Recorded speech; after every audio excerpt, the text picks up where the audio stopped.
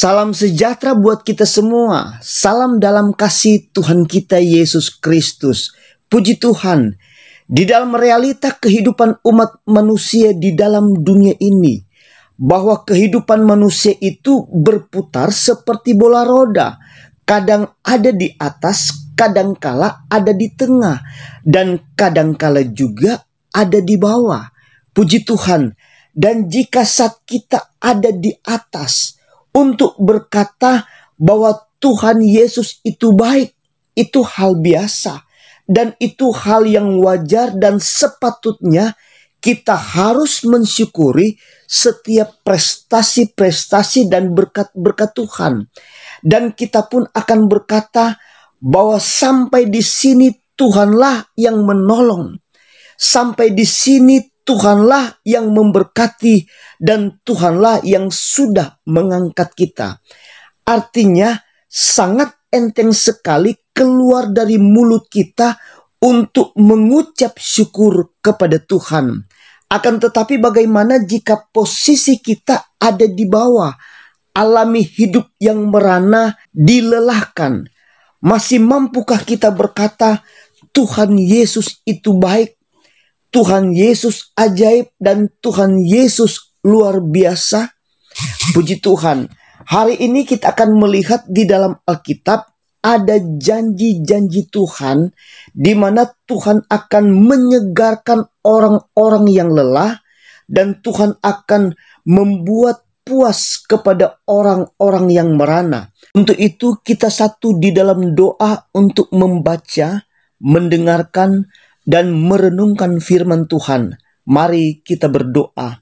Bapa kami di dalam surga, Bapa yang kami panggil di dalam nama Tuhan Yesus Kristus, Engkau Tuhan kami, Juru Selamat kami, Kepala Gereja. Saat ini hamba-Mu dan semua yang mengikuti channel YouTube ini sangat bersyukur sebab masih diberikan kesempatan untuk membaca, mendengarkan, dan merenungkan firman Tuhan. Dan yang menjadi doa kami serta keyakinan kami, firman Tuhan ini akan menerangi setiap jalan-jalan kami dan akan memberikan jawaban yang pasti di dalam kehidupan kami masing-masing. Untuk itu urapi hamba-Mu dan kami semua dengan kuat kuasa Roh Kudus, supaya kami semua dapat mengerti dan memahami firman Tuhan ini, serta dapat mempraktekkan firman Tuhan ini di dalam kehidupan kita sehari-hari. Inilah yang menjadi seruan doa kami. Kami sudah siap untuk membaca, mendengarkan, serta merenungkan firman Tuhan ini. Di dalam nama Tuhan Yesus Kristus kami sudah berdoa. Haleluya. Amin. Puji Tuhan. Yeremia pasal 31 ayatnya yang ke-25. Sebab aku akan membuat segar orang yang lelah dan setiap orang yang merana akan kubuat puas.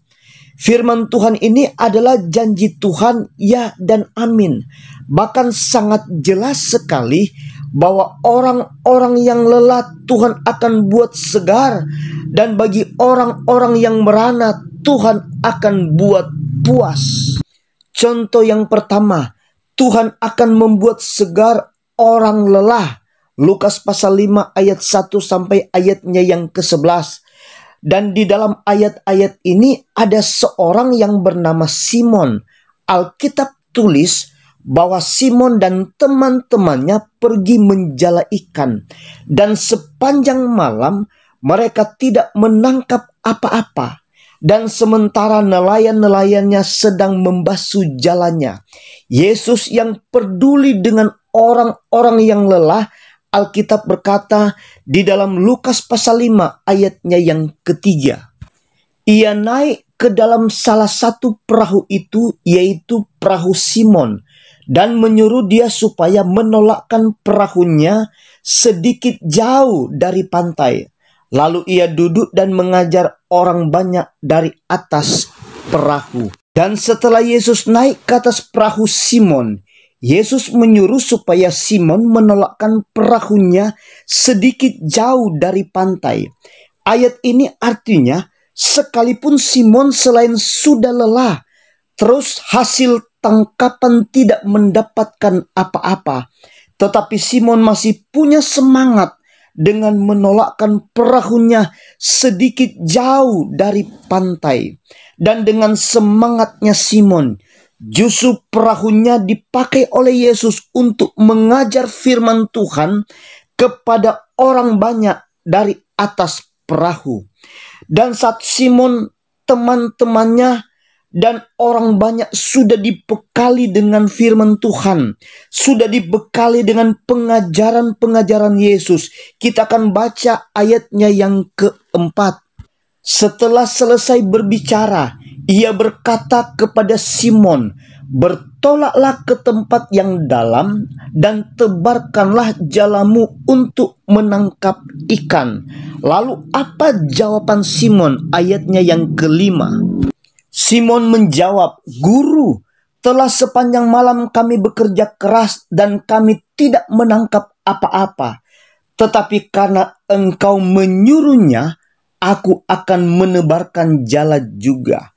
Puji Tuhan, dengan semangat dari Simon dan tunduk sepenuhnya kepada Yesus, sekalipun perintah Yesus itu tidak masuk akal menurut pengalaman dan logikanya sebagai nelayan yang sudah berpengalaman. Sebab jika menjala ikan hari sudah siang, biasanya ikan-ikannya sudah ada di dalam dasar danau. Dan kenapa harus menjala ikan di malam hari?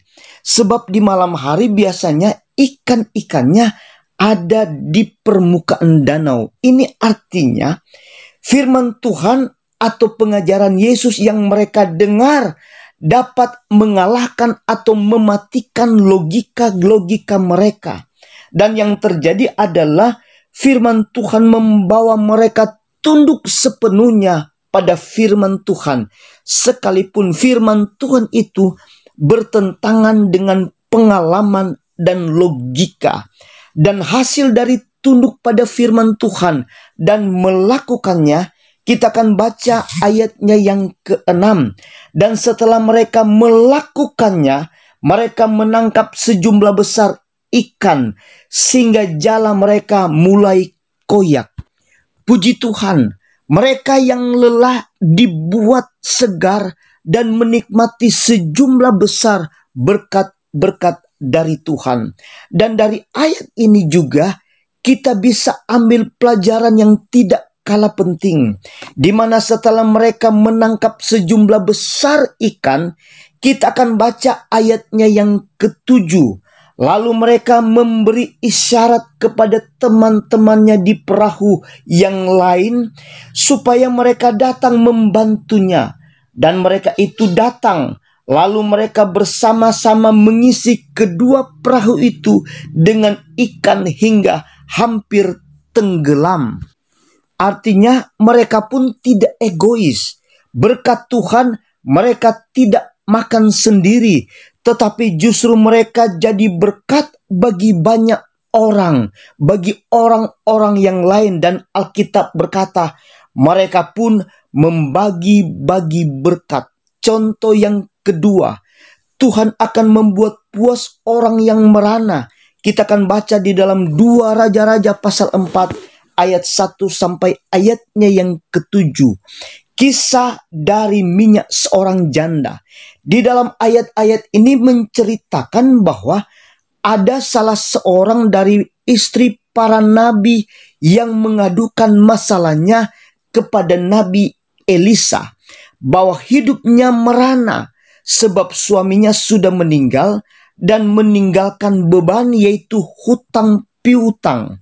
Dan sekarang si penagih hutang sudah datang untuk mengambil kedua anaknya, akan menjadi budaknya. Lalu jawab Elisa ayatnya yang kedua. Jawab Elisa kepadanya, "Apakah yang dapat kuperbuat bagimu? Beritahukanlah kepadaku apa-apa yang kau punya di rumah." Berkatalah perempuan itu, "Hambamu ini tidak punya sesuatu apapun di rumah kecuali sebuah buli-buli berisi minyak." dan ayatnya yang ketiga. Lalu berkatalah Elisa, pergilah, mintalah bejana-bejana dari luar, daripada segala tetanggamu, bejana-bejana kosong, tetapi jangan terlalu sedikit. Puji Tuhan, dan setelah terkumpul semua, ada perintah Nabi Elisa, dan janda ini pun tunduk pada perintah Nabi tersebut, sekalipun hal tersebut, perintah tersebut secara logika tidak masuk akal.